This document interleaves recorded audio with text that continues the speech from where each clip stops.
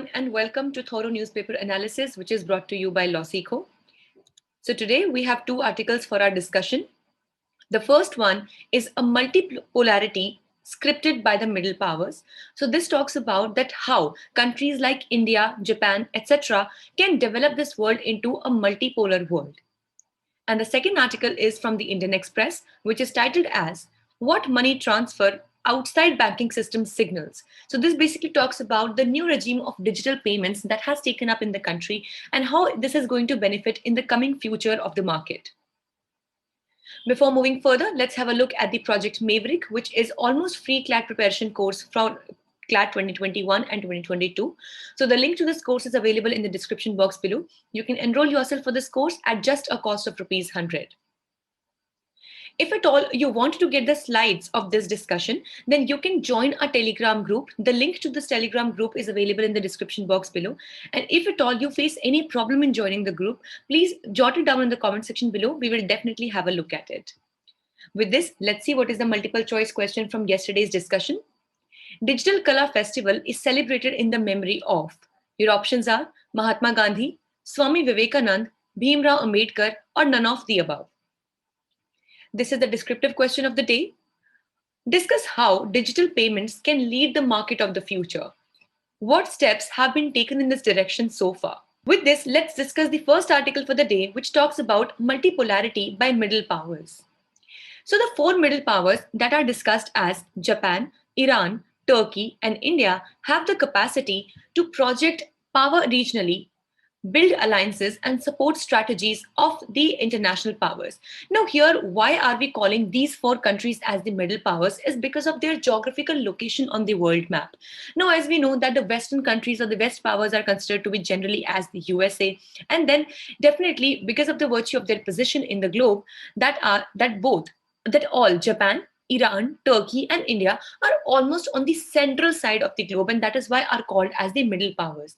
So this article says that all these four countries have the potential to make this world a multipolar world. Now, by saying multipolar, what do we mean here is that instead of having just one center of the power, like for example, at times there was only USA, then maybe there were USA and the USSR. So instead of having, specific centers of powers, it is always better to have the power distributed amongst various countries. That is why, as we know, that recently India has also been chosen as the non-permanent member of the United Nations Security Council. So one of the agenda that has been chosen up by India is to make this world a multipolar world. And that is why this article says that not only India, rather countries like Japan, Iran, and Turkey, along with India, have a good capacity to project or to put in this power regionally. And thus, these countries can build in alliances and can build up the support strategies for the international power holding. So if we talk about the new Cold War which is going on, now what is this new Cold War? So the US continues to view China as its principal adversary on the global stage. Now, as we know that it's been now more than 2 years that the US-China trade war has been on the upfront. So these days also we can see that the United States is projecting China to be its principal adversary. Generally, when we saw that which countries are kind of the adversaries to US, three names used to come to our minds. First was North Korea, second was Iran, and third was Russia. But nowadays, keeping in mind the relationships, the deterioration of relationship that has been developing between US and China, even China is sought to have been becoming an adversary of the United States. As also, the US blamed China for this entire pandemic of coronavirus and has also called on the like-minded countries or the states to curb China's growth. Now, that is why even when we talk about India, when many a times it is considered to be as a swing power.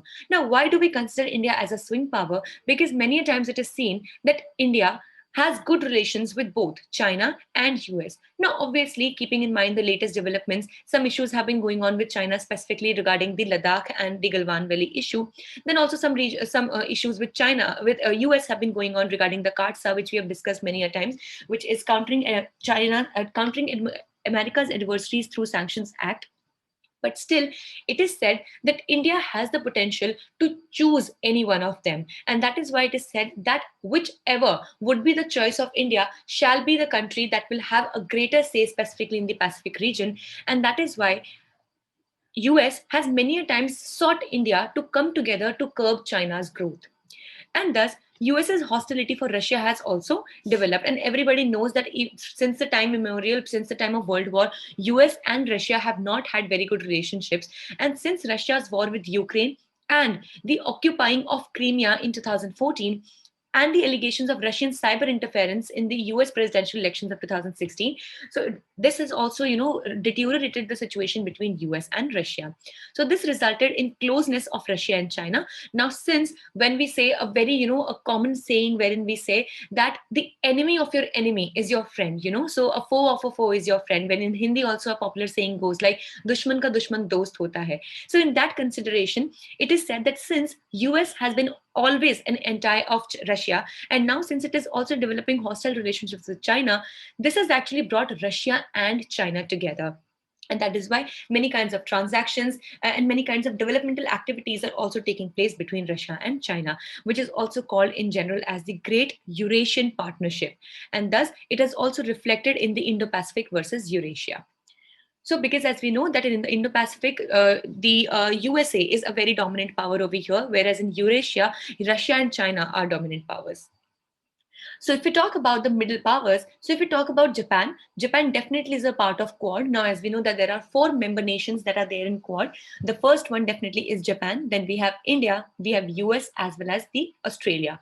So it is also Japan is a member of Quad and has a territorial dispute with China over the Senkaku Islands. Now we have discussed this several times before as well, that the Senkaku Islands, which are also known as Diaoyu Islands in China, they are situated in the East China Sea, and there is a territorial dispute about the Senkaku Islands between China and Japan. Also, there is significant import and export with China. Now here, both kinds of relationships, positive in terms of import and export is also there, and some kinds of negative relationship in terms of the dispute over Senkaku Islands can also be seen.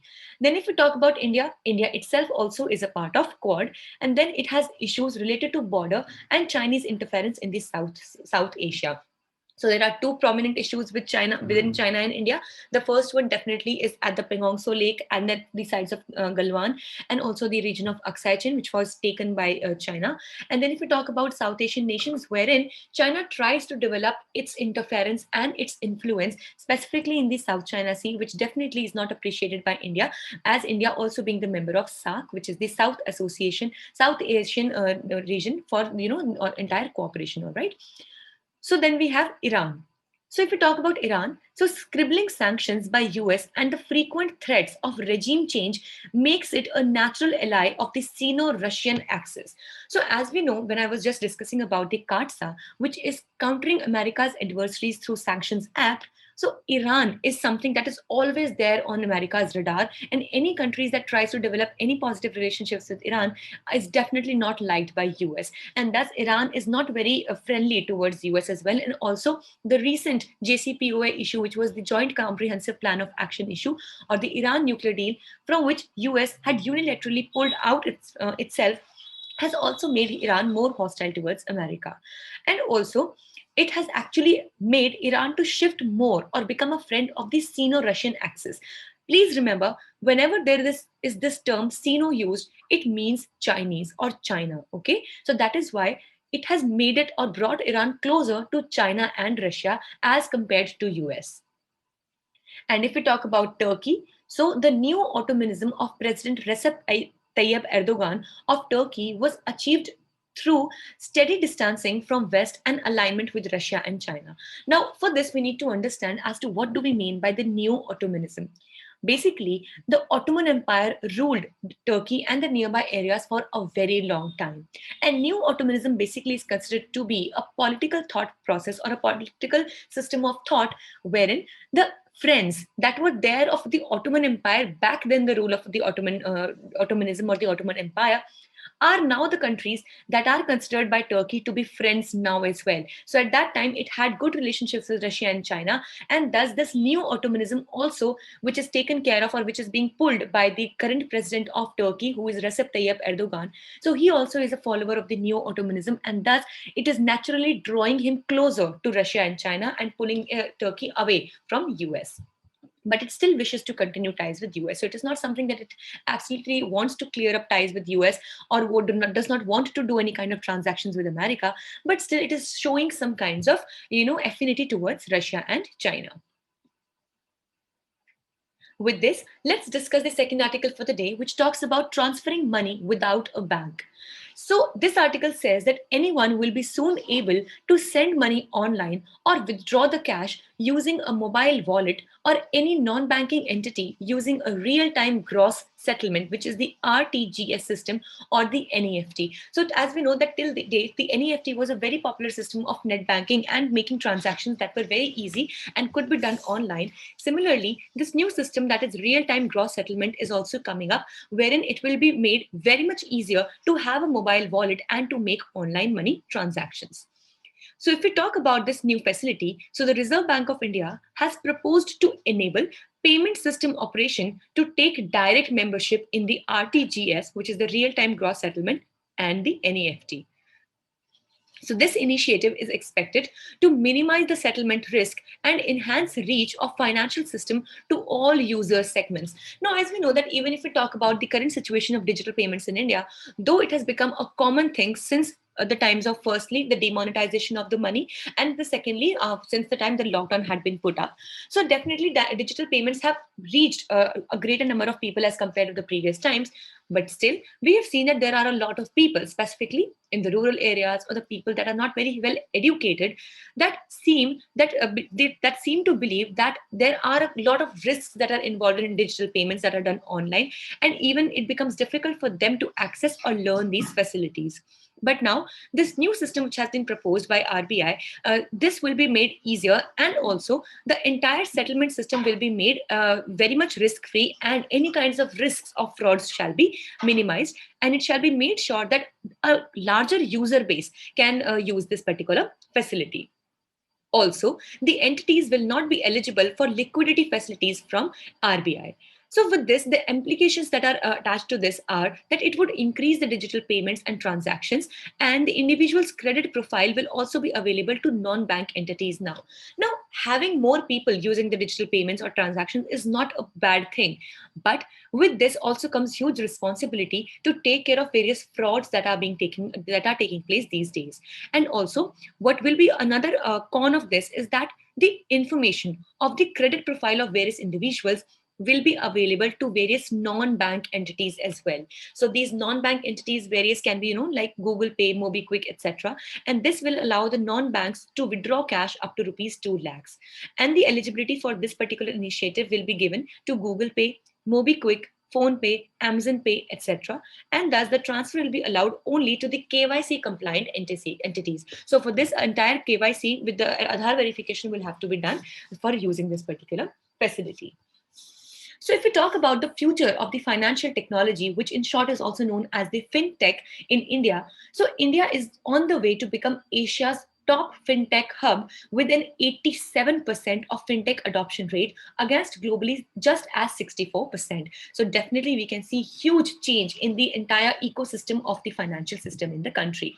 And India's fintech market value is expected to reach rupees 6.2 lakh crores by 2025, which is significant. And if we talk about the way forward, which is attached with these kinds of facilities in the coming future, social distancing, that is the physical distancing during the pandemic, led to the digital mode of transactions being preferred over cash. As we know that nowadays, either we are going for online shopping, and even that too, we are preferring to pay in advance. And even if we buy stuff from the superstores or anywhere, either we are using our ATM cards, we are debit or credit cards, or even facilities like Google Pay, PhonePe, Paytm, etc. And for the commercial banks to survive, it will be important for them to adopt the technological changes so that they can keep up the pace with the growing changes in the financial market. So this was all for the day. If in case you wish to view the news in flash, so from now on, we are starting a new initiative wherein there will be a separate video for the news in flash analysis. So you can go through that as well. It will be available soon on our channels.